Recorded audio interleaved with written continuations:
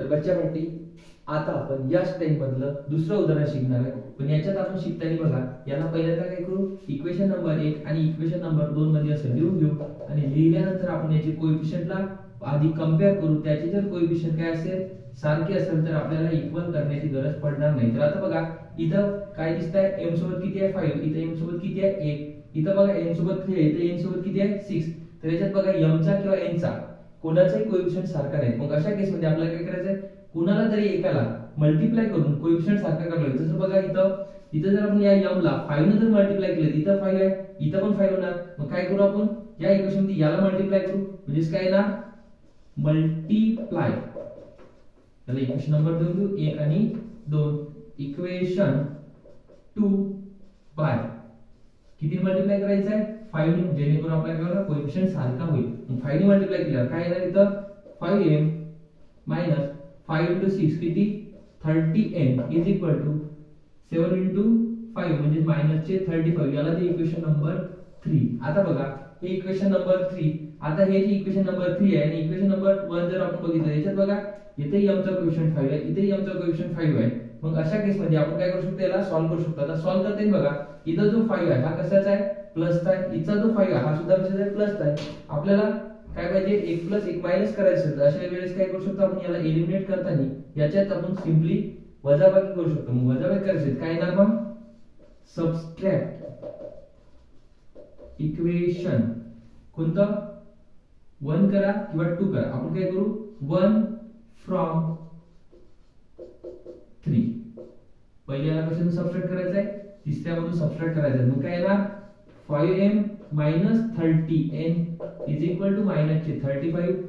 त्यानंतर 5m minus 3n is equal to 19. आता बघा विद्यार्थी मित्रांनो तुमचा जो आहे खरा प्रश्न इथून सॉल्व्ह आहे. म्हणजे तुमचा बघा आता आपल्याला जर इथून बरोबर साइन जर चेंज करता आले तर ठीक झालं, नाहीतर काय होणार आपला इथं प्रश्न चुकणार. बघा आता आपण इथं वजाबाकी करणार होतो, वजाबाकीने इथं वजाबाकी चिन्ह. आता बघा हे जे वजाबाकी चिन्ह आहे ज्याही वजाबाकीच्या चिन्हासोबत काय मल्टिप्लाय आपण एक नियम शिकलेला आहे minus into minus is equal to काय होतात प्लस. तर त्याचाच उपयोग आपण इथं करणार. या मायनसचा गुणाकार मायनस सोबत केला इथं काय ना प्लस. सेम टू सेम या मायनसचा गुणाकार प्लसच्या 19 सोबत केला, मायनस प्लसच्या 90 सोबत केला इथं सुद्धा काय ना मायनस. मग आता आपण उत्तर लिहित आहे बघा मायनसचे 35 मायनसचे 19 किती होणार मायनसचे 54.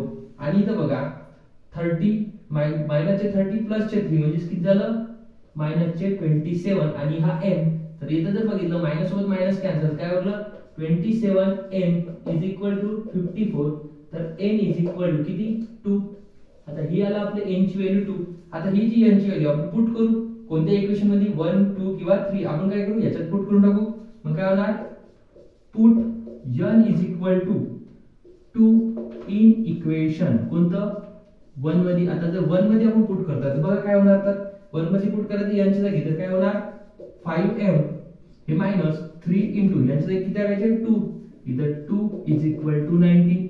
आता जर करतात बघा 5m जसा तसा 3 दुने 6 मायनसचे 6 बरोबर किती आलं 19. हे मायनस 6 तिकडे गेल्यावर प्लस चे होणार म्हणजे काय ना 5m is equal to 19 plus 6 म्हणजे किती आलं 25. 5m बरोबर 25. हा 5 चा भाग जर इथे दिलं काय येणार m बरोबर 5.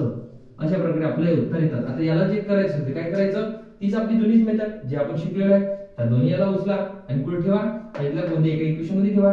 बघा मग काय होणार, तर या 5 ला m च्या जागी ठेवूया, याला सॉरी या 2 ला n च्या जागी ठेवू म्हणजे काय होणार 5 into 5 minus 3 into किती 2 is equal to किती आलं 19. बघा 5 5 25 minus 3 दुने 6 बरोबर किती 19. बघा मग 19 बरोबर 19 आलं की नाही आपलं उत्तर. अशा प्रकारे आपण सॉल्व्ह करायचं असतं.